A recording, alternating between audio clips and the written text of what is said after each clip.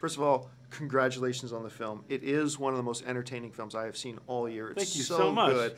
And, you know, sometimes you see these animated films and they put celebrities in to do one of the voices, and it's like, you know, it's interchangeable. That didn't need to be this person.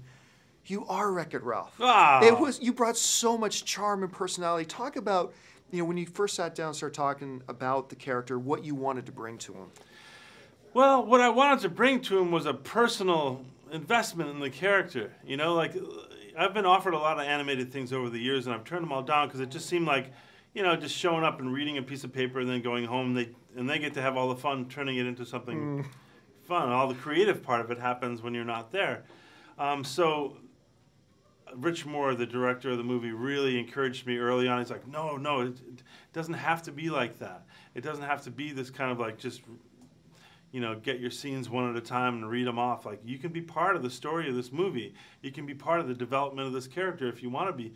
As much as you want to give, that's how much we want. So I even went in at one point, the animators were shocked. I went and did this whole Q&A with all the animators, and then I did these motion studies, which they videotaped me moving around.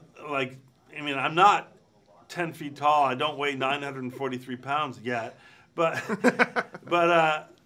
so they videotaped me doing this stuff, like doing impressions of my uncles and stuff, these old football guys, the way they'd move around, and they were just thrilled. They're like, no actor has ever done that before. No one ever comes and spends that much time. Like, and I was like, well, why not? you want it to be as good as it can be. And so, yeah, between that, you know, that personal investment that I had in it, and getting to work and improvise in a live way, not just separately recorded, but in a live way with the other actors, I think it ended up really creating a character that has that real personal, handmade feel that hopefully that you're talking about.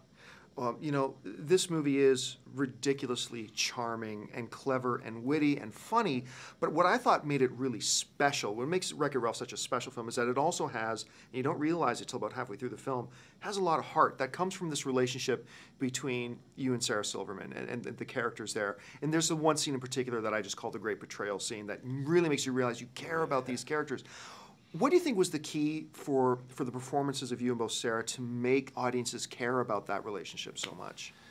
Well, I think what I think is really touching about it is they both start off pretty selfish characters. You know, Ralph is determined to have people see him in a different way, and he wants to get this medal to show them all, and that's kind of a wrong-headed way to go about changing your life. And Sarah's character is so just single-mindedly focused on winning this race, and she's going to show all those kids that were mean to her.